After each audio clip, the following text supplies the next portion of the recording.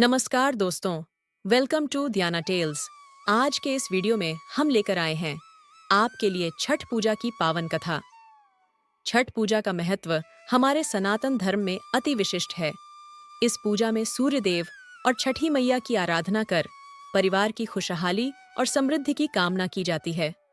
इस वीडियो में हम जानेंगे इससे जुड़ी अनोखी कथा को। तो चलिए शुरू करते हैं छठ पूजा की इस अद्भुत कथा का सफर। तो आप सभी मिलकर मेरे साथ बोलिए, छठी मैया की जय। छठ पूजा व्रत से जुड़ी जो कथा प्रमुख रूप से प्रचलित है, उसका संबंध प्राचीन भारत के एक महान राजा महाराजा प्रियव्रत और उनकी पत्नी रानी मालिनी से है। ये कथा इस पवित्र व्रत और पूजा के महत्व को दर्शाती है, जो सूर्य देवता और छठी मैया की आराधना में मनाई जाती है। महाराजा प्रियव्रत, जो मनु के पुत्र और प्राचीन भारत के एक प्रगतिशील राजा थे, अपनी प्रजा और राज्य के लिए अत्यंत प्रेम और करुणा रखने वाले व्यक्ति थे।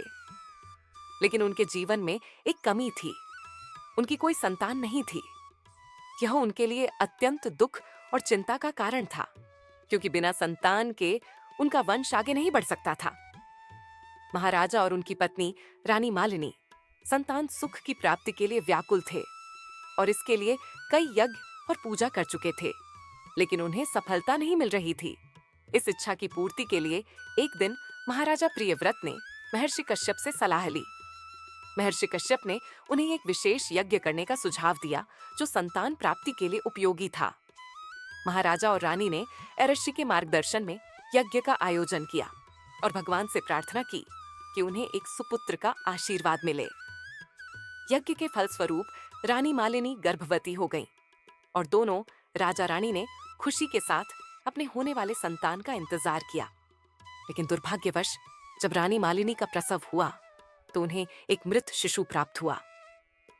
इस दुखद घटना ने राजा और रानी के जीवन में गहरी निराशा और दुख भर दिया। वे अपने भाग्य और भगवान पर निराश हो गए और उनके जीवन में हर तरफ अंधकार सा छा गया। इसी दुख के समय में उन्हें देवी षष्ठी का दर्शन हुआ। देवी षष्ठी, जिन्होंने बच्चों की रक्षा और उन्नति का वरदान दिया है, राजा और रानी के सामने प्रकट हुईं और उन्होंने कहा, हे राजन, तुम चिंता मत करो। यदि तुम श्रद्धा और भक्ति के साथ मेरा व्रत और आराधना करोगे तो तुम्हें अवश्य ही एक संतान का सुख मिलेगा। राजा प्रियव्रत और रानी मालिनी ने देवी षष्ठी के उपदेश पर छठ का व्रत रखने का निश्चय किया। ये व्रत एक कठिन तपस्या थी, जिसमें राजा और रानी को निराहार और निर्जल रहते हुए पूजा और आराधना करनी थी। उन्होंने पूरा व्रत पूरा मन और भक्ति के साथ किया और देवी षष्ठी से संतान प्राप्ति की प्रार्थना की।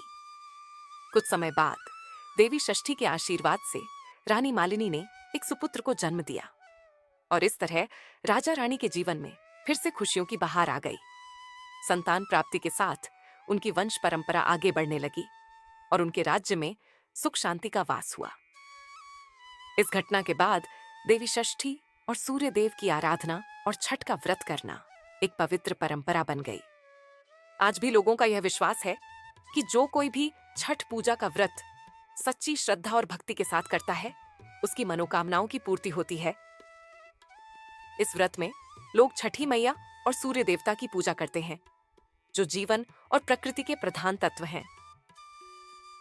यह व्रत करने से न केवल संतान सुख की प्राप्ति होती है, बल्कि जीवन में सुख, आरोग्य और खुशहाली का वरदान भी मिलता है।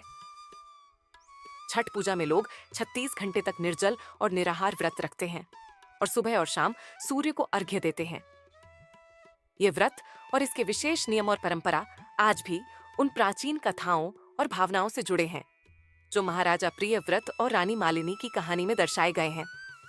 तो आप सभी मिलकर मेरे साथ बोलिए, छठी मैया की जय। और आप सभी दियाना टेल्स को सब्सक्राइब करें ऐसी ही मनोरंजक कहानियों और धार्मिक बातों के लिए।